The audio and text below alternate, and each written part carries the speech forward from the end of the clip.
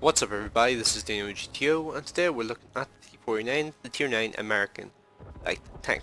So, just gonna start off by saying Happy New Year to everybody. I actually meant to say this in my last video. I meant to actually summarize what I was actually going for this year in terms of YouTube and stuff. In the last video, but I forgot to, and it was it was 2.5 hours into the 3-hour upload period, so I was just like, I really can't justify taking this down and basically destroying the internet for everybody in the house while I had like 10 seconds or 10 or 20 seconds to start the video. So yeah, my bad on that one. That was a bit of a brain fart on my part. I didn't notice until it was half an hour from being done. So yeah, a bit stupid. But yeah, this year my goal for YouTube is to try and get a little bit more to the point with my YouTube videos rather than just kind of like incoherently rambling at the end of every section of gameplay or at the end of the post-game commentary and stuff. To try and keep the video length a little bit shorter, because I think shorter videos are overall more watchable and they're easier to deal with than the 18-19 minute videos I used to do in the past, because well, I could spend 18 or 19 minutes just on a single bit of gameplay, which is kind of ridiculous if you think about it. So yeah, so first shot of the game versus Tiger. I'm gonna fire over there, kind of a blind shot. Aim for a superstructure because I want to try and splash down into his weaker hull roof armor, so that was the plan with that. And if you're wondering about this position here, this is actually a position I saw an enemy player using at one point, and it was really frustrating to deal with because I was driving a heavy tank and I could not remain unspotted for any stretch of time because he just kept poking his turret up for like a second and I could not get a shot into him because it was too slow. So yeah, I discovered that position purely from being pissed off by someone else. And let's see. So here I'm going to actually spot a pretty major flaw in the enemy's layout. So I think pretty much every vehicle on the enemy team has been spotted at this point.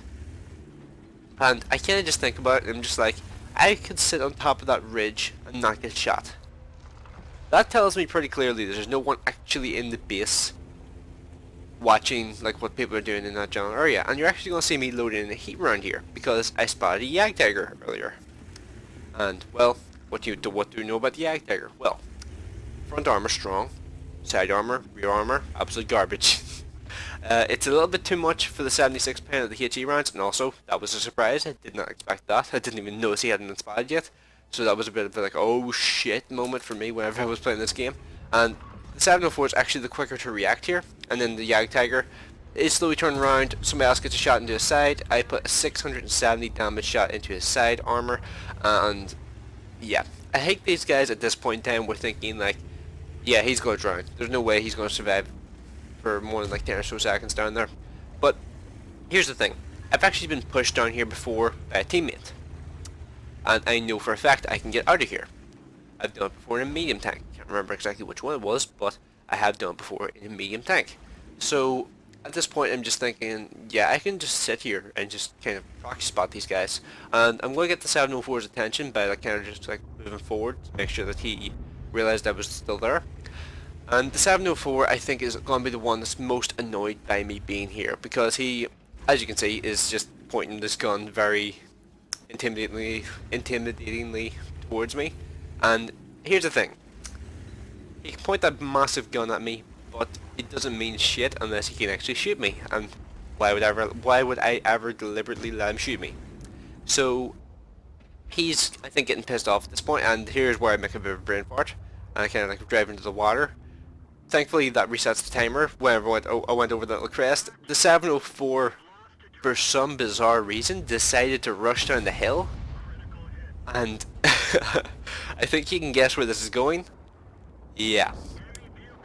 Practically full health Object 704 dealt with as easily as that. And here's the thing, that's not it over. The Tiger is also kind of pissed about this because his friend died, and Tiger is a little bit more successful than the 704. He gets a huge hit into me, and he's on 20 health, and I'm just like, oh shit, am I really going to die to a 20 health Tiger? Well, Tiger's going to die either way, and I'm just like, and the Tiger misses. I'm just like, okay, I guess, and just kind of just go around him. I'm preparing to shoot him, but KV5 thankfully finishes him off. KV5 was actually a pretty massive help there, and of the two tanks that are on this flank with me, you would have expected the low to be the one sitting further back, but if it had been the low sitting further back, I probably would have died there, because he wouldn't have had the reload, whereas the KV5 did have the reload. And you can see there that me and the KV5 are going to have a wee bit of a laugh about that moment there, because like that was like one of the funniest things I've ever seen in my life. Just like two tier 9 tank destroyers throwing their tanks away trying to kill a tier 9 light. And also, holy shit, that completely caught me off guard. That bit of water there is so fucking deep. That's like some of the deepest water I've ever seen in water tanks. And I just did not expect that there. And if I had been in a slower tank, I probably would have drowned there. But there is, I think, a slightly safer way of doing that there. I just didn't use it for some reason.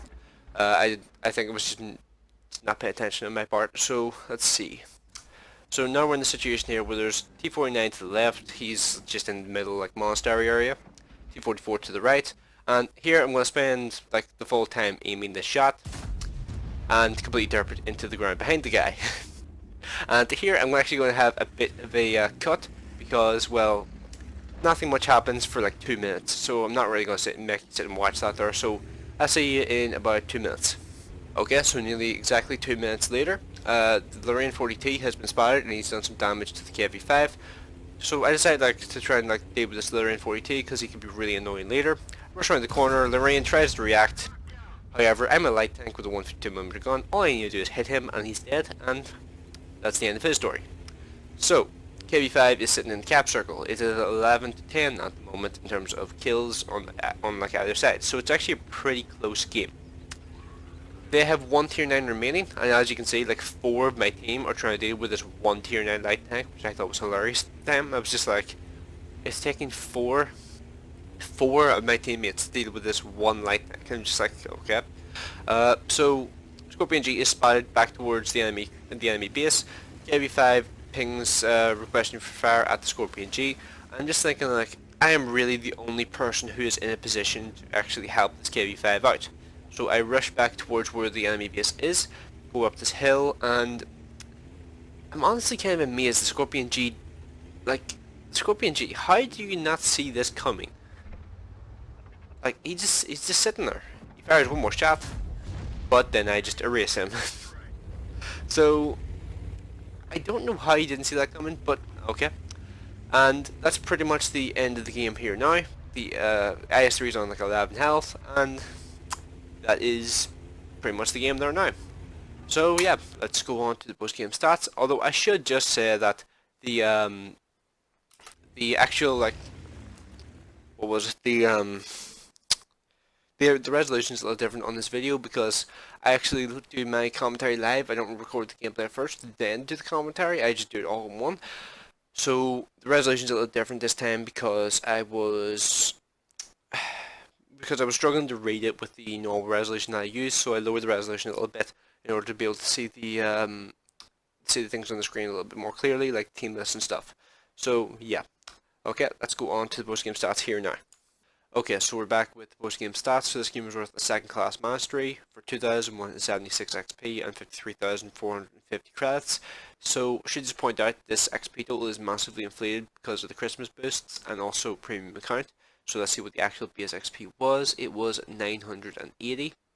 So that was only worth third place on my team. Second place was a T30 with about 1,000 XP, and first place was actually an FCM 50T for 1,200 with 1,200 XP.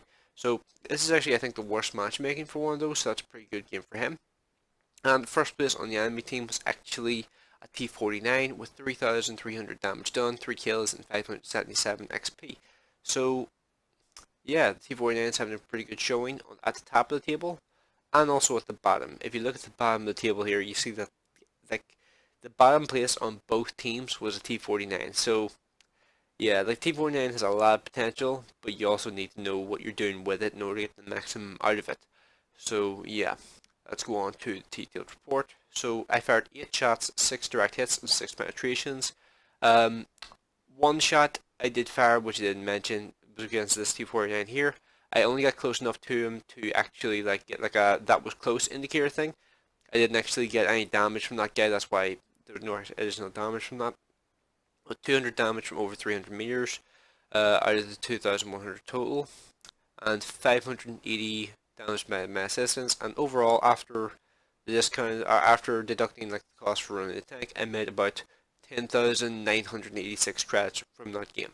So one thing I was just thinking about there, do you guys like how I do the after battle results thing? Do you want me to just put screenshots up at the end of the match, or do you want me to actually do commentary over it? Because I was just thinking about it, and I think if I was to do that, it may actually reduce the overall time for the video a little bit further, or it would allow me to talk a little bit more in the actual game engine itself. So yeah, let me know what you guys actually think about that in the comment section, and let me know what you think of my overall like 2018 like thoughts so far. Um, do you think it's a good idea for me to make the video shorter, or do you think it would be a better idea to make them longer? And yeah, just let me know what you guys think in the comment section below. And thanks for watching. I will see you in the next one. Also, yeah, I do realize this one's probably going to be about 12, 13 minutes long.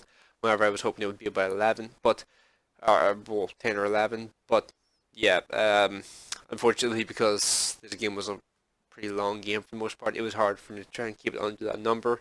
And I actually did do a lot of cutting to try and get it under that number, but unfortunately it didn't work. So yeah, just figured I would just draw attention to that. So thanks for watching. I will see you in the next one.